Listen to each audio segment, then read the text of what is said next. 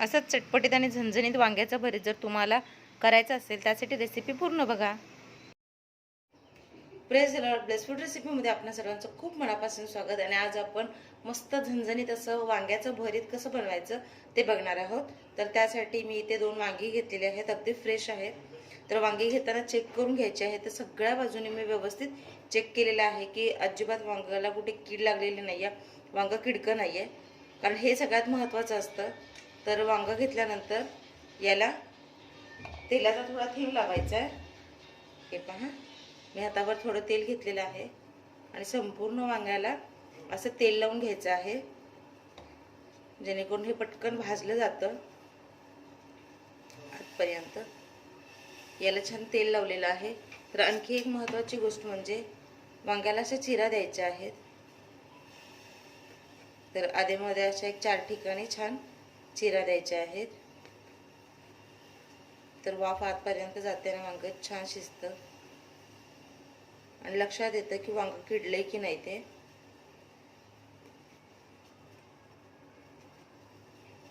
तर दाखवल्या पद्धतीने तुम्ही याला अशा चिरा द्यायच्या आतपर्यंत. तर दोन्ही वांग्यांना छान चिरा देऊन झालेले आहेत. तर हे पूर्णतः ऑप्शनल आहे, पण वांग्यामध्ये जे चिरा दिलेले आहेत त्यामध्ये मी एक लसूण घालत आहे, जेणेकरून वांग्यासोबत लसूण छान भाजला जातो आणि त्याचा फ्लेवर देखील छान येतो. तर सांगितल्याप्रमाणे हे पूर्णतः ऑप्शनल आहे, पण एकदा या पद्धतीने करून बघा, भरताचा फ्लेवर खूप छान येतो. हे पहा, बघू शकताय मस्त फ्रेश वांगा आहे आणि छान असं लसूण वगैरे घातलेलं आहे, तेल लावलेलं आहे. आता गॅसवर अशी एक जाळी ठेवायची आहे. चुलीवरच्या वांग्याची चवच वेगळी असते, पण आता आपल्याकडे जे आहे त्यामध्येच करायचं आहे. तर अशी एक जाळी ठेवलेली आहे आणि वांगी सगळ्या बाजूने छान अशी ही रंग बदलेपर्यंत भाजून घ्यायचे आहेत. तर चारी बाजूने वांगी छान भाजून घ्यायचे आहेत. वांगी भाजायला अजिबात वेळ लागत नाही, लगेचच रंग बदलायला सुरुवात झालेली आहे.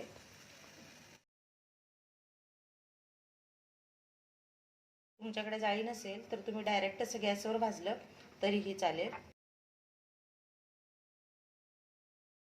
वांगी छान भाजून झालेले आहेत. आता याला आपण थंड होऊ देऊयात. तर हे पहा, वांगी छान थंड झालेले आहेत. तर याचं जे वरचं असं कवर आहे ते सहजरित्या निघतं वांगी थंड झाल्यानंतर. तर हे असं काढून घ्यायचं आहे आणि यामध्ये जो आपण लसूण घातलेला तो असा काढून घेतलेला आहे, तो नंतर आपण फोडणीला घालणार आहोत.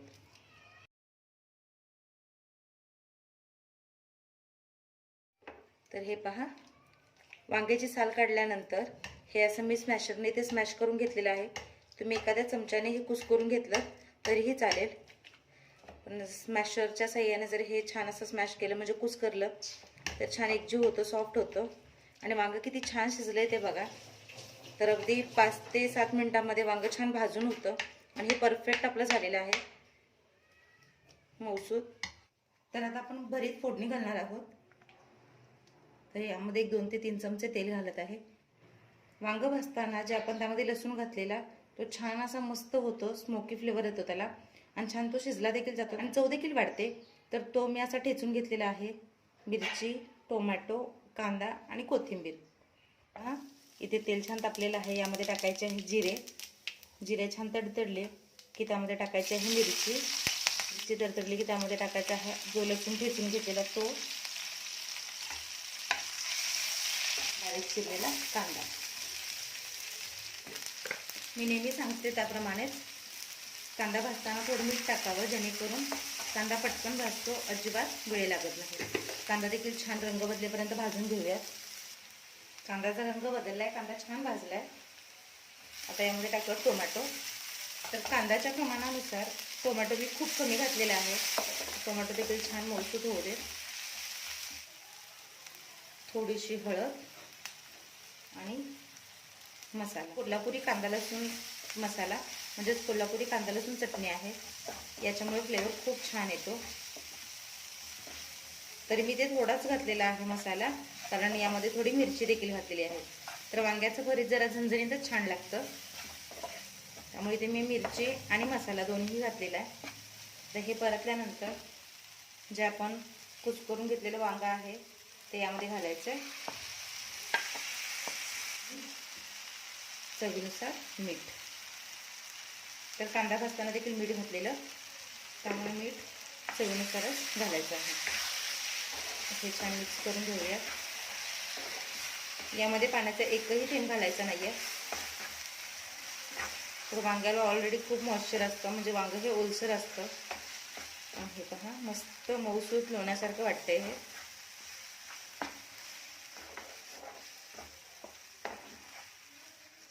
तर हे एक जीव करायचं आणि फक्त अर्धा ते 1 मिनिट झाकून ठेवूयात, जेणेकरून छान वाफ धरलेला आणि छान शिजलं. आधीच वांगं शिजलेलं आहे, याला अजिबात वेळ लागत नाही, पण हे छान असं वाफ मुरू देत, म्हणजे छान होईल ते. तर एक अर्धा ते 1 मिनिट झालेलं आहे, मस्त गरम झालंय. आता यावर थोडी बारीक चिरलेली कोथिंबीर टाकायची.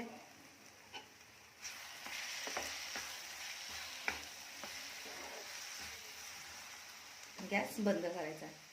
तर अशा पद्धतीने आपलं झणझणीत चटपटीत असं वांग्याचं भरीत तयार झालेलं आहे. मला आशा आहे रेसिपी तुम्हाला आवडली असेल, समजलीही असेल. तर एकदा या पद्धतीने वांग्याचं भरीत नक्की ट्राय करून बघा आणि तुमचा अनुभव माझ्यासोबत शेअर करा. महत्त्वाचं म्हणजे चॅनलला लाईक, शेअर, सबस्क्राईब करा, कारण अशाच नवीन नवीन आणि पारंपरिक रेसिपीज माझ्या चॅनलवर तुम्हाला बघायला भेटतात. सोबत बेल आयकन म्हणजेच घंटी वाजवायला विसरू नका, कारण ज्यावेळेस मी माझे नवीन व्हिडिओज अपलोड करेन, नवीन नवीन रेसिपीज अपलोड करेन, त्याचे नोटिफिकेशन तुमच्यापर्यंत येत राहतील. अशाच एका नवीन रेसिपीसह भेटूया पुढच्या व्हिडिओमध्ये. तोपर्यंत स्वस्त रहा, मस्त चटपटीत खा आणि माझे व्हिडिओ बघत राहा. Bye bye.